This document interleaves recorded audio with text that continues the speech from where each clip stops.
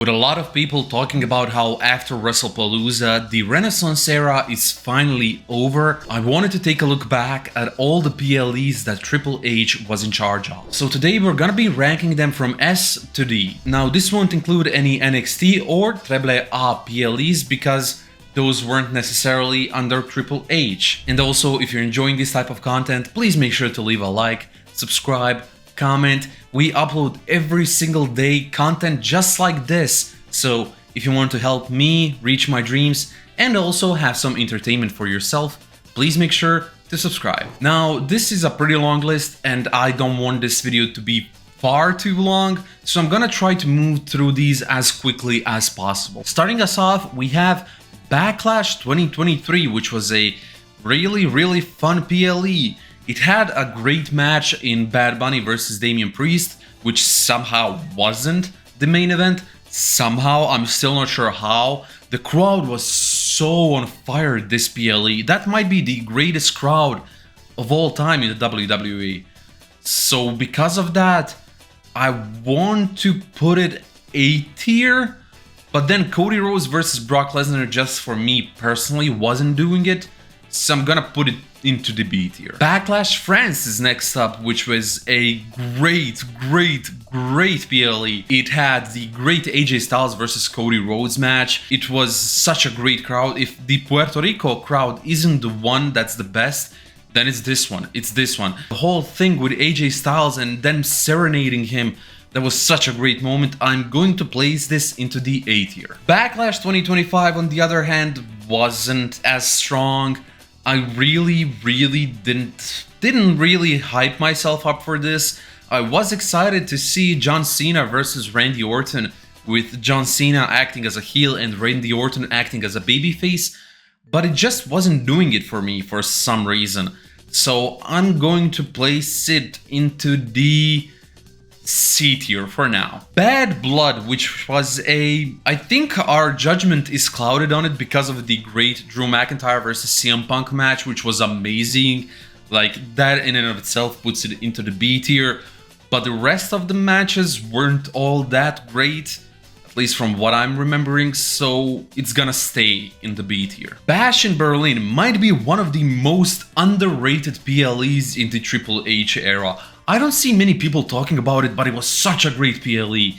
The Gunther versus Randy Orton match was really good, and we also had so many great other stuff, just a great crowd, great matches all around.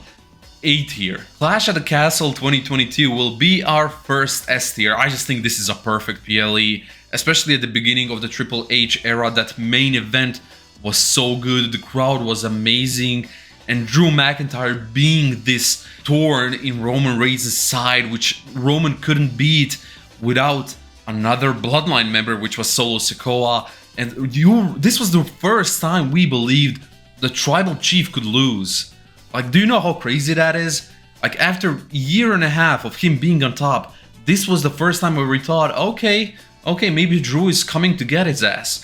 So it has to go into the S tier. However, Clash at the Castle 2024 wasn't as great, at least in my opinion. It just wasn't. It was pretty good, don't get me wrong, but comparatively, I just don't think it's up there. I'm placing it in the B tier. Clash in Paris, on the other hand, for me, it's an perfect A tier event. It did basically everything right. It was such a great event. I know all of us, including myself, were kind of butthurt that AJ Styles versus Dominic Mysterio isn't on this card, that it was on the Raw after Clash in Paris, but still, it was a really great card, really strong, and some really great matches, especially that fatal 4-way in the main event. It's going into the A tier. Crown Jewel 2023, I just wasn't feeling it, honestly. There were some high spots. For whatever reason, the one match I vividly remember from this is Sami Zayn versus JD McDonough. And I also kind of remember Drew McIntyre versus Seth Rollins, which was a pretty good match. But it wasn't such a great PLE. There were some really bad botches. So it's going into the C tier. Crown Jewel 2024, another PLE that just wasn't doing it for me necessarily. I remember the Seth Rollins versus Bronson Reed match, actually. It was a non-sanctioned match. It was a really, really great match. But this PLE I wasn't feeling it too much. Although I do like it more than these two, so I'm gonna place it into the B tier. Crown Jewel 2022, again, not necessarily feeling it. I don't know if it's just me not liking Crown Jewel in general, but this one just wasn't doing it for me personally. Roman versus Logan Paul match was good. It was actually pretty damn good, like, let's not lie to each other. But does it make me put it into the B tier? I don't think so. I think it's C tier. Elimination Chamber 2023 might just be another perfect event. Which, this event was the event where we all believed that Sami Zayn just might take down Roman Reigns. And it wasn't such a crazy thought as it sounds now, because, this was the culmination of the entire Bloodline saga. This was the last episode before the finale. It was so good. It was so good. I really loved this match, and also the rest of the card was really good. The crowd was amazing. So this is our second S tier. Elimination Chamber 24 I wasn't as big of a fan of. It was a pretty good show. I just remember the men's Elimination Chamber not amounting too much necessarily. It was a fun match and that's it. And I don't necessarily remember the rest of the card. I remember Becky Lynch winning. I'm gonna put it into the B tier after thinking about it for a little bit. Elimination Chamber 2025. Wow, this was just a moment. It was such a great moment. And don't get me wrong, the rest of the card was also really good, but that moment at the end of John Cena turning heel, I don't care how much it didn't have a payoff. The moment in and of itself was one of the greatest moments of my life as a wrestling fan. So I have to put it into the S tier. The ending to that match, the reaction around the match, the discourse after the match, it just goes up to the S tier. And speaking of the S tier, next up we have the Women's Evolution 2025, which was such a good PLE. It might be my favorite PLE of all of these that I've ranked so far, and it might be my second or third favorite PLE from the Triple H era. There was so many great matches, so many great twists, turns, just a showcase of the Women's Evolution. And it was so great, so great. Next up we have yet another PLE which people don't seem to talk about too much, but I really think was really good. And that's Extreme Rules 2022, which saw the return of Bray Wyatt in such an amazing moment. It also saw the match between the Brawling Brutes and Imperium, and I think it was a good old-fashioned Donnybrook match. Don't quote me on that, but I believe it was. It was such a great PLE. I have to place it A tier. If you don't remember this PLE at all, please go watch it. Please go watch it again and you'll realize why it was such a great moment. Next up we have Fastlane 2023, which might be my first D tier. I can't remember much about this event, but I remember watching it and feeling really disappointed, especially with the Io Sky, Asuka and Charlotte Flair triple threat match, which just kind of felt not purposeful at all. There was no build-up, no nothing. The match in and of itself wasn't bad, but I just didn't feel any investment in anything that was going on here. It also saw the return of Carlito. I'm pretty sure that was it. And look, that might be fun sometimes, but I wasn't really hyped about it. Next up we have King and Queen of the Ring 2024, which was a decent enough PLE. That Gunther versus Randy match was so damn good. I still go back and rewatch it sometimes. It was just such a good match. However, the Lyra Valkyria versus Nia Jax was not a good one. I also kind of hoped that Lyra might win, and she didn't. And the Nia Jax championship stuff was good enough, but nothing too amazing. I'm gonna place this PLE in the B tier. Money in the Bank 2023 was another pretty good PLE, but nothing special. I remember being happy that Liv Morgan won. I remember being sad that LA Knight lost, which was the first in the trilogy of LA Knight was supposed to win but lost. And the rest of the card was I'm not sure about it, so it might go into the B tier. Money in the Bank 2024, on the other hand, I liked a lot more. It was such a fun event. The women's Money in the Bank match was so damn good. It was so damn good. And I think this is the event where we had that Sami Zayn versus Braun Breaker match, which I know was contentious, but I loved it. I loved it so much. So this one goes into the A tier. Money in the Bank 2025, on the other hand, might be my favorite one of them all. Because, look, it was just such a great PLE. Both the Money in the Bank winners actually went on to do something with the briefcase. They did great. Whether it be Seth Rollins, who cashed in the yet another heist of the century, or I guess ruse of the century. You also had Naomi winning it, who was the universal favorite, and she did amazing with that briefcase. She had to let go of the championship because she's pregnant, but still, like, such a great moment. You also had the return of R-Truth in the John Cena and Logan Paul versus Cody Rhodes and was a Jey Uso match, which was such a great return, such a great moment. So many great moments in this one. This has to go S tier. Night of Champions 2023 is yet another really good PLE. This was the PLE where we had Seth crowned as the first ever WWE World Heavyweight Champion, or I guess the new iteration of the belt, and it was a great match against AJ Styles. We also had Sami Zayn and Kevin Owens versus Roman Reigns and Solo Sikoa, which was yet another great moment, great match. This one has to go into the A tier. Night of Champions 2025, on the other hand, I wasn't the biggest fan of, to be perfectly honest. I kind of wanted Randy Orton to win the match and for him and Cena to do a double turn, but that didn't happen. Also, Cody Rhodes winning did make sense, and it did set us up for the great SummerSlam match we got, but I wasn't the biggest fan, honestly. I really wasn't. I don't know why I really disliked this. It's going into the C tier. Payback 2023 is yet another forgotten PLE, one that I don't see anyone talking about, but it was a really great PLE.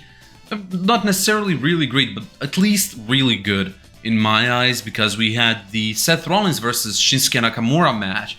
We had the full establishment of the Judgment Day as like this powerhouse in the business. And you also had the great Becky Lynch versus Trish Stratus match, which I think puts this PLE at A tier. I really think it does. Royal Rumble 2023. It was such a great night to be a wrestling fan. You had the turning of Sami Zayn back to a face when hitting Roman with a chair in the back. It was such a great event. Cody Rhodes won the Royal Rumble. So many great moments. This goes S tier.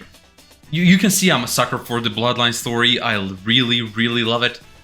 So yeah, this one goes S tier. Royal Rumble 2024, on the other hand, is not as strong in my opinion. I do think it did have some upsides to it, but Charlotte Flair winning the Women's Royal Rumble always stung me. Although we did get a great match out of it, I couldn't care less, honestly. And also, the crowd was so damn dead. And just because of the crowd, I'm putting this C tier. Just because of the crowd. Royal Rumble 2025 had so many great moments. It had my favorite match of the year so far, which is the match between Kevin Owens and Cody Rhodes, the ladder match. That was such a great match. I love rewatching that over and over again. And it also did crown Jey Uso as the Royal Rumble winner, which was really unpredictable, and I really liked it. So this one goes into the A tier. Hold on, I just remembered about the 2024 Royal Rumble. That wasn't the year that Charlotte Flair won it. It was the year Bayley won it, right? And this year was the year Charlotte won it. So I'm going to, yeah, I'm definitely going to move it up, but just a B tier though. SummerSlam 2022 was the first ever event that Triple H had under his control, but did he really? Because most of the matches were already agreed upon before he even took control. This was mostly Vince McMahon booking. So I'm going to place it in the C tier. The Roman Reigns Brock Lesnar match was okay, but I wasn't feeling any of this card, really. Next up, we have SummerSlam 2023, which was a good card. It had the great Brock Lesnar versus Cody Rhodes match. It had the really good Logan Paul versus Ricochet match, but it did also have the Shayna Baszler versus Ronda Rousey in an MMA rules match, which I hate that match with a burning passion. So I'm gonna place this B tier. SummerSlam 2024 had the great Cody Rhodes versus Solo Sikoa in the Bloodline Rules match, which was really good. But the rest of the card wasn't that great in my opinion. This card also had one of the most disappointing CM Punk versus Drew McIntyre matches. So I'm going to place it C tier. SummerSlam 2025, on the other hand, I think has to go S tier. It had one of the greatest matches of all time, and the rest of the card was also really good. But just the Cody Rhodes versus John Cena match, the storytelling in that match, the moves of that match, everything about this match was so good. And also, again, rest of the card was really strong as well. Especially night one, which finished in Rollins actually cashing in his Money in the Bank, which somehow might have been bigger than his first cash-in. So yeah, I think this is an S tier event. Next up, we have Survivor Series WarGames 2022, which was a really good event. It did have the bad Shotzi versus Ronda Rousey match, if I'm not mistaken, that was on here. But we also had the great WarGames match. Like, that match was so good. And especially the ending of it, the implications of it, that was so great. I'm going to place this A tier. Survivor Series WarGames 2023 likewise was a really good event. I think these should stand side by side. The most recent WarGames were in 2024, and this was another really good PLE. WarGames just doesn't seem to me Survivor Series really good. And the WarGames match here, especially the men's one, was so amazing. But does it stand up to these two? I don't think so. I'm going to place it B tier. Then we get to WrestleMania 39, which to me just belongs in the S tier. It's one of the greatest nights of professional wrestling ever. And although Cody did lose, I think that just made us want Cody more the next year. And if we didn't have this, we wouldn't have the "we want Cody" movement. We wouldn't have The Rock in the tag team match versus Cody and Seth Rollins. We wouldn't have any of that. That night created this, and you also had the crowning of Kevin Owens and Sami Zayn, finally ending the Usos' reign, finally ending the whole Bloodline story. Like, for me, this is where 95% of the story ended. The rest 5% ended here. But this was kind of the end of the Bloodline story. Sami Zayn concluded it. And that was about it. It was such a great event. WrestleMania 41, on the other hand, it wasn't as great, especially because of that main event. Actually, the rest of the show was really good. It really was. But I'm thinking about placing it into the D tier just because of my personal hatred for that main event. I don't listen to Travis Scott anymore because of this. I hate it. I hate it so damn much. You know what? I'm gonna do it. This is my own personal list. The rest of the cards were amazing. Some amazing matches on there. You had the amazing four-way for the Intercontinental Championship. That main event pisses me off so much. It really pisses me off so much, and I'm getting too heated here. I'm gonna stop. WrestleMania 40, another perfect PLE. It really is. It's such a great moment in professional wrestling history for every single fan, for everyone who's ever been involved in this. This was the peak. For me, this was the peak of being a wrestling fan. And look, nothing can take that away. Were there some questionable matches? Yes, of course. But the hype for this, it was unlike anything we've ever seen, so it goes into the S tier. And last, but definitely not least, we have WrestlePalooza, which was a disappointment. It really was. A lot of people hate it. I don't think it's the worst, but I do think it's really bad. We had the amazing Io Sky versus Stephanie Vaquero match. You had the amazing CM Punk and AJ Lee versus Seth Rollins and Becky Lynch match. At least I thought it was amazing. The rest of it was just bad, and especially Cena Lesnar, that was just bad. So I'm placing it to the C tier. Again, if you watched this long, let me know your thoughts down below, and let me know if you have any more ideas for any more tier lists I should be doing. If you give me an idea, I might just actually do it, and actually I might credit you in the video, so please make sure to leave them down below. Also, if you don't want to do that, just please support me. That's been about it. Thank you.